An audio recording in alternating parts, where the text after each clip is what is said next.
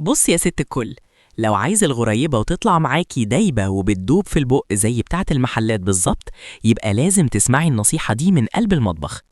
في غلطة كتير بيقعوا فيها، وهي استخدام الميزان. الغريبة بالذات الأفضل تتقاس بالكوباية مش بالكيلو. ليه بقى؟ عشان كثافة الدقيق أخف بكتير من السمنة، فالميزان ممكن يخلي المقادير تخلف معاكي، لكن الكوباية بتظبط الحجم وتخلي القوام يطلع هش ومظبوط شعرة.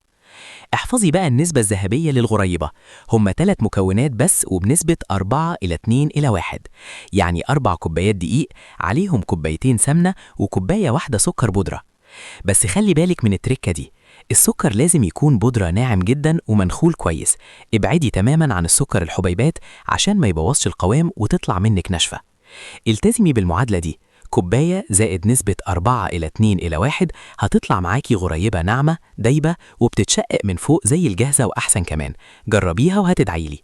ما تنسوش تصلوا على الحبيب، ولو استفدتي من المعلومة لايك وشير عشان الكل يستفيد. دعمكم بيفرق معانا جدا وبيخلينا نستمر في تقديم كل جديد. بص يا ست الكل، ركزي معايا في الكلمتين دول، عشان النهاردة هقولك سر من أسرار نواعم العيد وموضوع الدهون اللي محير ناس كتير. أول حاجة لازم نعرفها، إيه الفرق بين الزبدة الصفرا والزبدة الفلاحي؟ بص يا ستي، الزبدة الصفرا دي هي الجوكر بتاعنا في الحلويات، بيتيفور، بسكوت، صابليه وحتى الكحك. ليه بقى؟ عشان بتديكي قوام مظبوط، طعم خفيف، والأهم من ده كله إنها بتحافظ على رسمة العجينة وشكلها.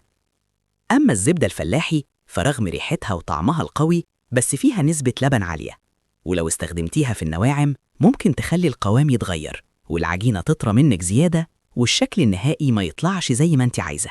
وعشان كده بلاش نستبدل الزبدة الصفراء بالفلاحي في النواعم.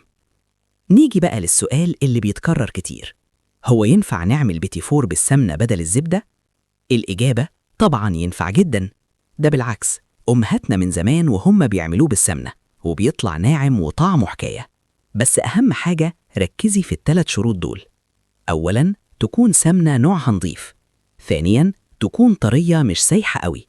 وثالثاً، اضربيها كويس جداً مع السكر عشان ندخل هوا في العجينة.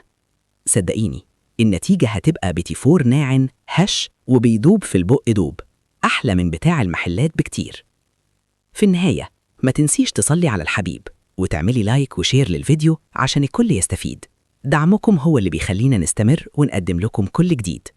الستات اللي ما بتعرفش تسوي ومفيش خبرة في التسوية لازم تسمع الكلمتين دول كويس جدا، علشان البيتيفور من النواعم اللي بتبوظ من أقل غلطة.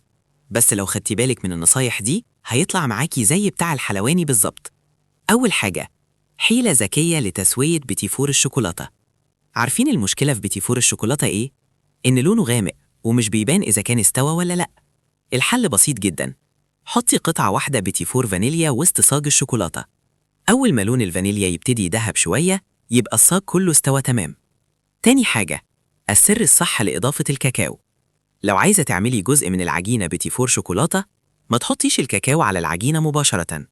الصح تعملي الآتي، اخلطي الكاكاو الأول مع شوية زبدة وبعدين ضيفيه للعجينة. ليه؟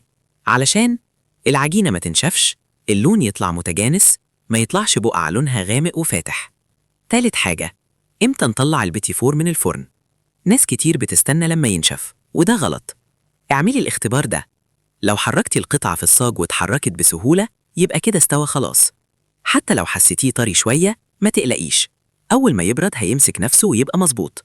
مهم جدا، ما تحاوليش تنقليه وهو سخن، سيبيه يبرد في الصاج. رابع حاجة، التخزين الصح للبيتيفور. لو عايزاه يفضل ناعم ودايب لأطول وقت اعملي كده، حطي أكياس بلاستيك بين الطبقات. ما تستخدميش ورق الزبدة لأنه بيمتص الدهون ويخليه ينشف. ولما تخزنيه ما تقفليش العلبة بأحكام، سيبي الغطا موارب شوية لمدة 3 أيام علشان الرطوبة تخرج وما يحصلش تعفن. بعد كده اقفلي العلبة عادي. لو عملتي النصايح دي البيتيفور هيطلع معاكي ناعم هش ويدوب في البق زي بتاع المحلات بالظبط. ما تنساش تصلي على الحبيب. اعملي لايك وشير علشان نوصل لأكتر عدد ممكن. اللايك مش هيفرق معاك، لكن بيفرق معايا جدا علشان نقدر نستمر وننشر كل جديد.